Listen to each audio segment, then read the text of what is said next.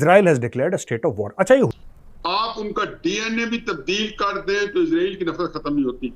वो ईरान का Republican guard का हेड था और वो भी यही सब गोरख धंधे करता था। वो देखिए कमर, जो पिछले 2-3 सालों से खास तौर पर इंटरनेशनल और रीजनल लेवल्स पे जो डेवलपमेंट्स हो रही थी ना, उनके कॉन्टेक्स्ट में अगर इसको देखा जाए तो it is very important and very prominent development.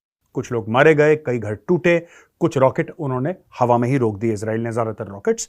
लेकिन फिर भी इजराइल कह रहा है this is an act of war, ये युद्ध आपने हमारे ऊपर मसल्लत करा है, हमारे ऊपर लागू करा है, अब देखना हम इसका भरपूर जवाब देंगे। पहली बात तो ये है कि ये जो हमला हुआ है, ये जो इस रीजन में जो रिपोर्टर्स हैं, जो कमेंटेटर्स हैं, वो कह रहे हैं ये बहुत ही अनप्रेसिडेंटेड है।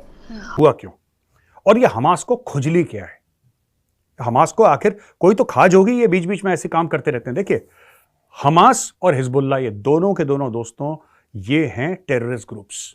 नमस्कार दोस्तों, जय हिंद, स्वागत है दोस्तों। मिडिल ईस्ट से इस वक्त बहुत बड़ी खबर आ रही है दोस्तों। हमास के आतंकवादी संगठन ने इजराइल पर हमला कर दिया है और इजराइल के प्रमुख शहरों को निशाना बनाया गया है दोस्तों। इस हमले में इजराइल के लगभग 300 आम नागरिकों की मौत हुई है और लगभग 1500 नागरिक घायल है दोस्तों। इस हमले पर जहां एक तरफ पूरी दुनिया में तरह तरह के शोक की संदेश आ रही है, वही पाकिस्तानी मीडिया और पूरा मुस्लिम उम्मा यह जश्न मना रही है कि कैसे इजराइल को सबक सिखाया है दोस्तों। पूरी दुनिया दो ध्रुवों में बंट चुकी है। एक तरफ वो देश है जो इजराइल के साथ खुलकर सामने है, उसी में वही दोस्तों भारत ने भी इजराइल का खुलकर साथ दिया है। तो दोस्तों पाकिस्तान मीडिया और पाकिस्तान ने हमास जैसे आतंकवादी संगठन का साथ दिया है दोस्तों।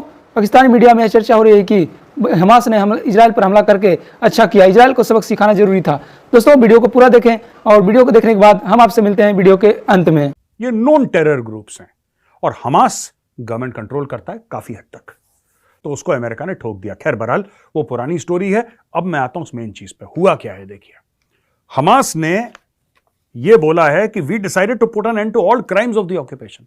इजराइल ने जो भी जुल्म करे हैं आज हम उन सबको खत्म कर देंगे और इजराइल जो अपनी मनमानी करता है आज वो मनमानी खत्म। ये इतने बेवकूफ हैं हमास वाले, दो कौड़ी की इनकी औकात नहीं, आतंकवादी हैं। इनको ये नहीं पता कि इजराइल से लड़के इनको सिर्फ मार खानी है। ये एक तरफा ये लड़ाई भी नहीं है दोस्तों। जो कहता है कि इजराइल के हमास से लड़ाई हो गई वो भी झूठ बोल रहा है। ये लड़ाई नहीं है, ये पिटाई है। ये पिटाई है क्योंकि लड़ाई क्या होता है, दोनों लड़ते हैं तब होती है लड़ाई। पिटाई एक तरफा होती है। अब इजराइल मैदान में आ गया है। ये देखना है चूहे, अभी आप देखना है चूहे कैसे भागते हैं, क्योंकि इजराइल अपने टैंक वैंक लेके, अपने सब कुछ लेके, आप देखिएगा इजराइल घुस जाएगा बिल्कुल अंदर और एक एक करके ठोकेगा, एक एक करके निकाल के, एक एक करके निपटाएगा। और फिर ये लोग पता है क्या करेंगे? मैं बता रहा हूं दोस्तों, इजराइल का जो असली जिसको कहते हैं कि इमेज जो है वो खराब करने का ठेका हमास ने ले रखा है। हमास और हिजबुल्लाह दोनों क्या करते हैं मैं आपको बताता हूं। ये ऐसी लाशें दिखा देंगे, जिंदा लोगों को लेटा देंगे और उनके ऊपर सफेद चादर डाल देंगे कि जैसे मरा हुआ आदमी है। छोटे छोटे बच्चों को ऐसे दिखाएंगे कि बच्चा मरा हुआ है, बच्चे को बोला तुम सांस मत लेना, कुछ मत लेना। पत्थरबाजी, ये पत्थरबाजी का ये मामला कहां से शुरू हुआ? ये कश्मीर से थोड़ा ना शुरू हुआ। आप समझ रहे हैं बैकग्राउंड इसका दोस्तों? ये पूरा जो पत्थरबाजी का मामला शुरू हुआ, जो आपने सुना होगा ना कश्मीर में पत्थरबाजी हो गई, ये कश्मीर से थोड़ा ना शुरू हुई थी। तो पैलेस्टीनियन मामला है ये पैलेस्टीनियन मामला है। ये पहले इजरायली के ऊपर पत्थर फेंकते थे, उन्हीं से सीख के यहां पे आए। फिर दूसरी चीज इन्होंने पैलेस्टीनियन से सीखी, जो कश्मीर के सेपरेटिस्ट थे। औरतों और बच्चों को आगे रखो, औरतों और बच्चों को आगे रखो। उससे क्या होगा कि आप औरतों और बच्चों को आगे रखिए और पीछे से आप गोली चलाइए। अब कोई ना कोई जवाबी कार्रवाई करेगा। जब जवाबी कार्रवाई करेगा, भगवान ना करे गलती से किसी बच्चे को लग गई, फिर आप बोलेंगे ये एक नन्हा सा शहीद है जी, नन्हा सा शहीद। और कोई ये नहीं पूछेगा कि भाई जब सिक्योरिटी फोर्सेस और भीड़ के बीच में अगर पैलेट गन्स फायर हो रही हैं, कुछ भी हो रहा है, तो ये 5 साल का बच्चा बीच में कहां से आया? ये 5 साल का बच्चा बीच में, इसका काम क्या है? बच्चा तो अगर इतना कोई आवाज होगी या इतनी कोई फायरिंग होगी, बच्चा तो डर के भाग जाएगा। बच्चा तो अपने घर में होगा। इसलिए कि एक तरफ तो हम देख रहे हैं कि ईरान और इजराइल का जो बैलेंस है मिडिल ईस्ट में, वो ग्रेजुअली शिफ्ट हो रहा था इजराइल की फेवर में। और ख़ास तौर पे इब्राहिम अकॉर्ड के बाद और फिर उसके बाद रिसेंटली जब इजराइल के फॉरेन मिनिस्टर ने स्टेटमेंट दिया कि in near future 6 to 7 countries will join us or recognize us, और उसमें बड़ा clear indication था कि सऊदी अरेबिया भी इसमें शामिल होगा।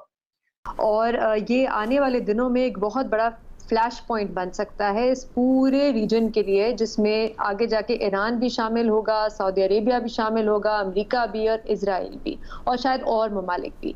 कि इतने बड़े लेवल पर भी स्टिल पैलेस्टीनियन जो हैं ये कोई ऑफेंस लॉन्च कर सकते हैं, इतने कैपेबल हैं। मेरी जो अंडरस्टैंडिंग है पैलेस्टीन के बारे में या मिडिल ईस्ट के बारे में, मेरा ख्याल है कि अभी ये सिर्फ 10% पावर शो हुआ है। 1973 में वो कह रही है आखिरी बार इस किस्म की कोई जंग हुई थी, और उसके बाद अब जाके इस किस्म का इतना सीरियस ऑपरेशन हुआ है इजराइल में, जिसके बारे में वो कहती है कि ये एक बहुत ही बड़ा इंटेलिजेंस फेलियर के तौर पे देखा जा रहा है इजराइल में।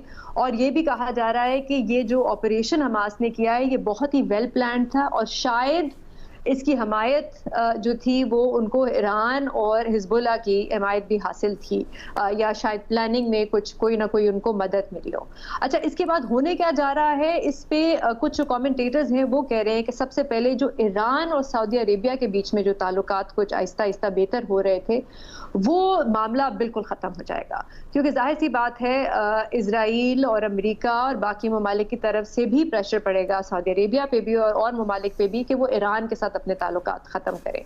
दूसरी चीज़ जो सबसे ख़तरनाक है और जिसके बारे में बहुत से कमेंटेटर्स ने आज और एक्सपर्ट्स ने इस पर लिखा है, वो ये कि जो अब इजराइल की तरफ से रद्द अमल आएगा और जो रिएक्शन आएगा वो बहुत ही खतरनाक होगा, क्योंकि हमने माजी में भी देखा है कि जब इजराइल में एक भी कत्ल होता है या जान जाती है तो वो जाके एयर स्ट्राइक्स करते हैं गाजा पे, और वहां पे तकरीबन कुछ 100 फलस्तीनियों को कत्ल कर देते हैं।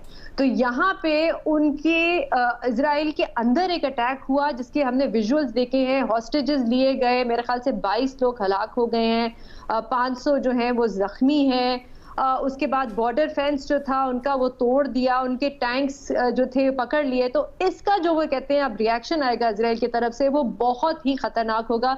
बल्कि आज मैं गार्डियन का आर्टिकल पढ़ी थी, उसमें लिखा हुआ था, क्योंकि इस वक्त जो नेतन्याहू है जो वजीर आजम है इजराइल के, उनकी एक बड़ी राइट विंग गवर्नमेंट है।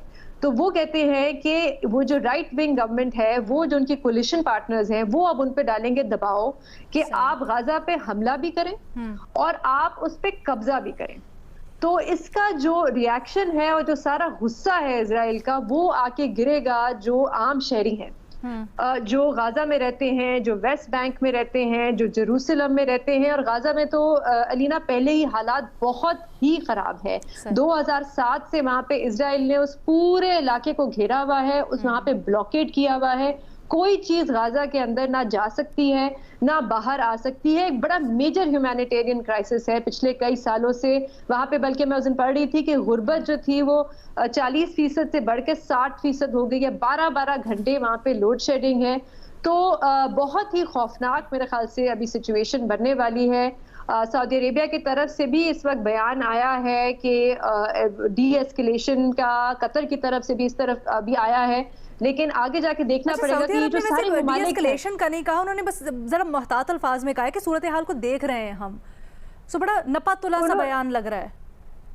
नहीं, एक उनकी एक और स्टेटमेंट भी आई है जिसमें उन्होंने कहा है कि मामले को डी एस्केलेट किया जाए। लेकिन यहाँ पे याद रहे कि एक सर्वे हुआ था मेरे ख्याल से पिछले साल या उससे पिछले साल, वहां पे उन्होंने देखा कि जो सऊदी अरेबिया में जो सपोर्ट है इजराइल के साथ ताल्लुकात बेहतर करने की, वो 2% है सिर्फ। तो और यूएई में और बाकी ममालिक में काफी ज्यादा है। तो सऊदी अरेबिया वैसे तो बादशाहत है, वहां पे कोई जमहूरियत तो नहीं है, लेकिन अंदर से दबाव जरूर पड़ेगा हुकूमत पे। और अभी कुछ भी उन्होंने शो नहीं किया जितना मेरी अंडरस्टैंडिंग है। और ये 10% शो करके अगर दुनिया को सरप्राइज कर सकते हैं तो आप सोच सकते हैं कि रिमेनिंग 90% क्या होगा। और मैं तो इस बारे में मेरा एक जहन था या स्केप्टिकल था कि जरूर कुछ रिएक्शन आएगा। मैं किसी और एंगल से सोच रहा था। मेरा ख्याल था कि ये में सब कुछ जो हुआ है मेरे नजदीक आज भी हुआ है, तो मैं इसको तो सऊदी अरब और इजराइल के जो ताल्लुकात बन रहे हैं ये उसके तनाज़ुर में देखता हूँ। मुझे अंदाजा है और उसकी पूरी कॉम्प्रिहेंशन है कि अरब दुनिया के अंदर इजराइल के खिलाफ मैसेज के अंदर इतनी नफरत है कि आप तसव्वुर नहीं कर सकते। अब ये जो इसराइल के और सऊदी अरब के तल्लुकात बन रहे थे, तो मुझे ख्याल था कि सऊदी अरब के अंदर से कोई रिवॉल्ट ना हो जाए या कुछ पुरतशद्दुद किस्म की कोई रिएक्शन ना आए, हालांकि वहां उन्होंने बड़ा क्रश करके रखा हुआ है। ये देखें ये कब से शुरू हुआ इसका मामला, ये होगा किसी ना किसी लेवल पे तो हमेशा होगा, क्योंकि सऊदी अरेबिया के एक उसकी पोजीशन अमेरिका के सामने अजीबोगरीब है, उसकी सारी इकोनॉमी, उसकी पॉलिटिक्स, उसका सारी उसकी सिक्योरिटी वो अमेरिका के जो है उसके कहना चाहिए कि उसके मुताबिक इस्तेमाल की गई है, इसलिए उनका अमेरिका से दूसरा मुखालिफ सोचना तो मुमकिन नहीं है। लेकिन जब से MBS आया है, मोहम्मद बिन सलमान, इनका कमांड एंड कंट्रोल बढ़ा है, डिफेक्टिव रूलर बने हैं सऊदी अरेबिया के और 100% कमांड संभाली है, तो इसराइल के साथ तल्लुकात और फिर उसका जो एक सऊदी अरेबिया के अंदर पूरा उनका सिस्टम जो है ओपनिंग अप जो था उसमें उन्होंने वो सारा इंट्रोड्यूस करा है। तो दोस्तों तो जैसा कि आपने देखा कैसे पाकिस्तान मीडिया में जश्न मनाया जा रहा है और कहा जा रहा है कि इजराइल का हाल ऐसा ही होना चाहिए। दोस्तों उम्मीद करता हूँ वीडियो आपको पसंद आया होगा। वीडियो आपको पसंद आया तो और चैनल पर पहली बार आए तो चैनल को लाइक करें, सब्सक्राइब करें और कमेंट में जय हिंद जरूर लिखें। हम आपको इस तरह का वीडियो लगातार पहुंचाते रहेंगे। धन्यवाद। जय हिंद, जय भारत, वंदे मातरम।